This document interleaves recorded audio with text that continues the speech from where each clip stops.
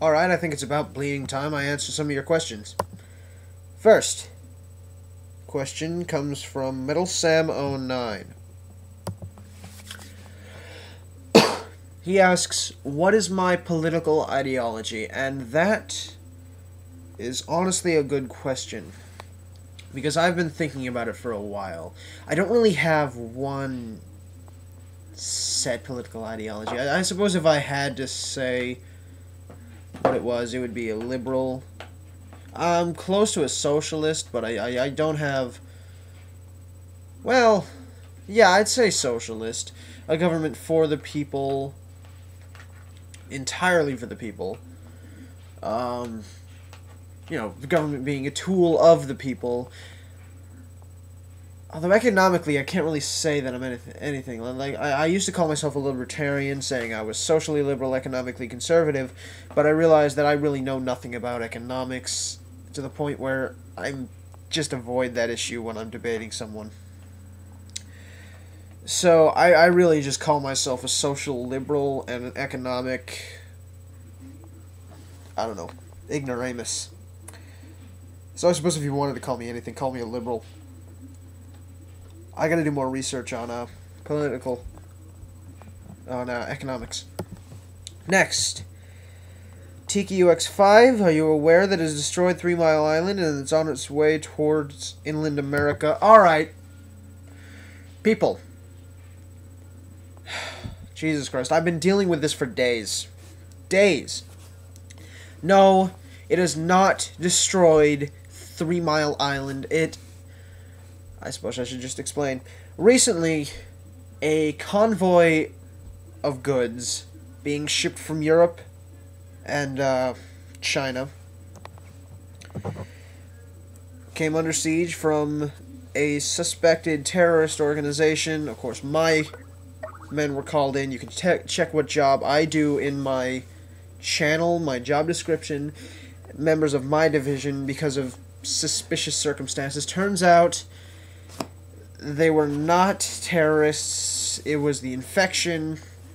They've got the entire convoy quarantined, and unfortunately, it spread to all but about 2 of the 8 ships. And, well, okay, so 7 out of the 8 ships are infected. The 7th isn't completely infected yet, and we have managed to get survivors from there, where we have not had survivors. This on any of the others. The other 6 that were infected. How the infection spread from ship to ship is kind of a mystery as of now. But I assure you that myself and my men have it completely under control. We are harvesting specimens for study. A lot of them, unfortunately, were held up in the boiler room on at least one of the ships.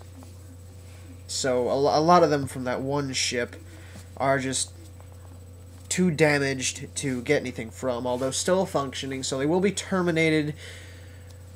Families have been alerted that it was just an accident, so this doesn't leave us, okay? Basically, we're just going to sink the ships at this point. And watch the coasts. Though they're too far off to really do any damage. They'll probably wander the seafloor if they survive at all. Anyway, any witnesses to the catastrophe have all been forcibly brought into our group. The government does not want a zombie scourge hitting the media, I'm sorry to say. And yes, I'm telling you guys because I completely trust you. I trust you. Anyway, so that's completely taken care of. You are all safe. We're fine, dude. Okay. For the first time, a lot of congrats here. Okay, Tattoo-Skin72 asks, congrats on 100 subs, so you have 3 wishes. What would you wish for and why? First off, a tail. Why? Because tails are fucking awesome. A long furry one, maybe not a squirrel's tail, something functional, maybe a monkey's tail. Yeah, something that could hold an extra battle axe as I run into combat against the zombie scourge. I've got it on the brains now! Although an extra appendage might might not be as advantageous when fighting something that tries to bite you. I'd probably wish I were capable of going Super Saiyan, definitely. So, Tail, Super Saiyan. I'd just become Goku. Fuck it. I'll turn that all into one wish and just wish myself into Goku. 2 wishes left. I would wish... I would... 2 wishes, eh? And I only got 4 minutes left, so I'm gonna hurry this up. 2 wishes, eh? I would wish for complete mastery of an instrument I wouldn't ever learn to play. Like, I'm not gonna master guitar because I'm currently learning to play it, and that's just a cop-out. But I'd master piano because I have no real plans to master it in the future. In that regard, I would also wish for complete mastery of German, because I'm really never going to take any classes for German, although I would like to know how to speak it. Next question. Sardonic Skeptic 5 asks, so, if you could force 2 people to have sex on camera, who would they be and why? Pat Robertson and a big black guy. It was originally going to be Pat Robertson and Glenn Beck, but I was torn as to who would play bitch. So Pat Robertson's racist, homophobic ass would play bitch to a giant black guy with a stereotypical black man penis. Stereotypical. Talking 14 inches here. What do you think the net profit would be on the videotape? Depends if I was buying or selling it. If I was buying it, I'd pay $20 for it. You gotta remember, it is gay porn. I'm not gonna pay $1,000 for it. I don't want to watch gay porn. I want the novelty of a Pat Robertson sex tape with a big black man with a giant penis. If I were selling it myself, I'd give it to everybody for free. Absolutely everybody. I don't care that I would go down economically. Everybody's got to see this Pat Robertson and big black guy gay sex video. Now, I think I have one more in my inbox, unless I have any more. Okay, yeah, that's just about everyone on my comments section. Inbox.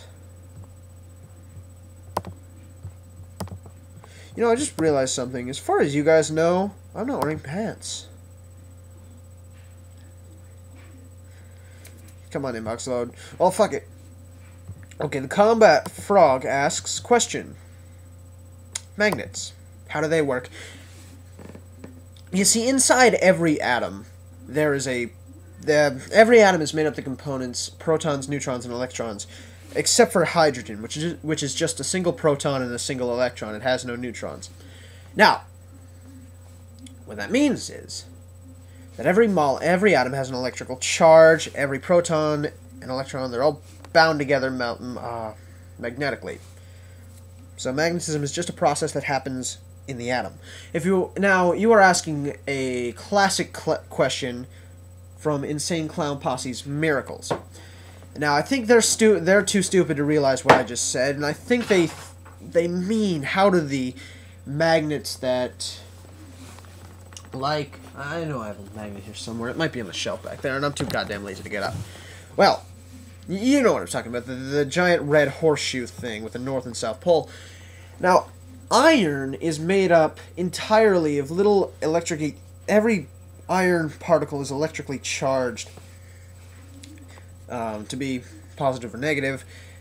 Every single thing. The frying pan is electrically charged in that regard. The only reason it doesn't stick to other frying pans is because those positive and electric particles are all in an erratic pattern. Now, if you were to apply an electrical charge to that frying pan, these particles would separate into a north and south pole, a negative and a positive pole. Thus, it would attract things. And that's precisely what's happened with the bar horseshoe magnet. So, not a miracle. Anyway, Friendly Sinner, I think I'm going to do that thing Sardonic Skeptic does, where my favorite question picks a video to pwn. Quite frankly, Metalsam 09, yours was my favorite. Pick something for me to pwn. Friendly Sinner, peace out.